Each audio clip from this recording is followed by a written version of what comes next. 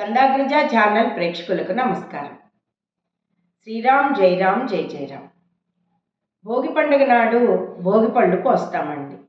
ఈ భోగిపళ్ళు పిల్లలకి పోసినప్పుడు అందులో ప్రధానంగా రేగిపళ్ళను మాత్రమే మనం అత్యంత విశిష్టంగా తీసుకునే పండు రేగిపండు. ఈ రోజుని రేగిలో ఉండే కాస్మిక్ ఎనర్జీ చాలా విశేషమైనది.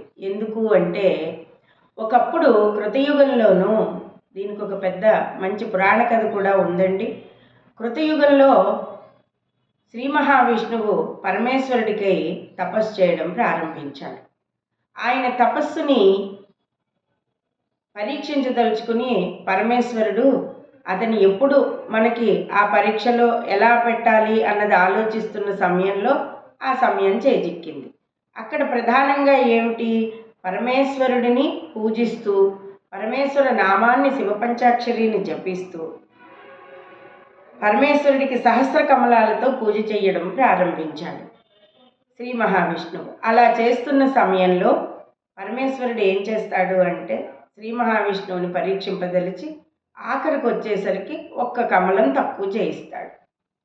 చూసుకుంటాడు శ్రీ మహావిష్ణువు, అక్కడ కమలం తక్కువైంది.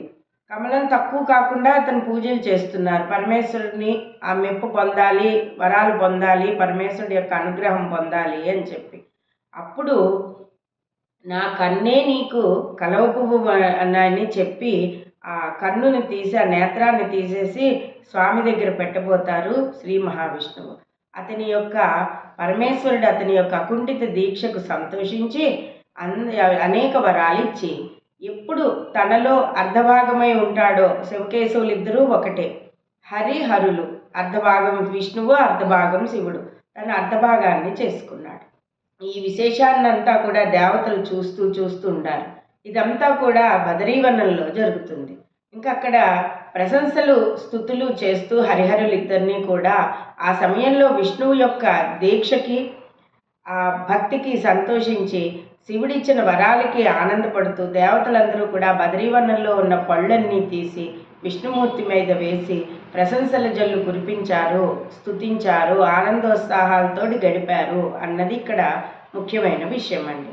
అప్పటి నుంచి కూడా భోగి పండుగ నాడు ప్రత్యేకంగా భోగిపళ్ళు పిల్లలకి పోయడం, బాలారిష్ట దోషాలు తొలగిపోవడానికి, శత్రుబాధలు తొలగిపోవడానికి, గ్రహబాధలు తొలగిపోవడానికి రేగుపళ్ళని పిల్లలకి పొయ్యడం అనేది, వాళ్ళకి దిష్టి తీయడం అనేది జరుగుతుంది.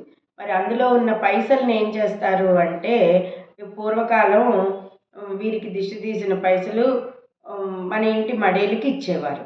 అయితే ఇప్పుడు మడేళ్ళు ఎవరు లేరు కదండి, వీటిల్ని పారే నీళ్ళల్లో వేయడమో లేకపోతే ఎవరైనా బెగ్గర్స్కి దానం చేయడమో చేయవచ్చు. ఇక ఆ కింద పడిన రేగుపళ్ళు కానీ చెరుకు ముక్కలు కానీ శనగలు కానీ ఇంట్లో ఎవరు కూడా తినకూడదు, వాడకూడదు. వీటన్నింటినీ కూడా చెట్లలో ఎవరు తొక్కని చోట పోసేయాలి. ఇలాగా భోగిపళ్ళ విశిష్టత ఉంది. అందుచేత ప్రతి ఒక్కరూ కూడా మీ ఇళ్లల్లో ఉండే పిల్లలకి మానకుండా 5 ముత్తైదులు తక్కువ కాకుండా చక్కగా భోగిపళ్ళు తీసి వాళ్ళని ఆశీర్వదించండి. వాళ్ళు చక్కగా చదువులతోటి ఆయురారోగ్యాలతోటి వృద్ధిలోకి వస్తారు. ఇవన్నీ చాలా విశేషమైన పండుగలండి మనకి. ఈ పండుగలని అందరూ ఆనందోత్సాహాలతో చేసుకోండి. రేపటి భాగంలో మకర సంక్రాంతి గురించి తెలుసుకుందాం.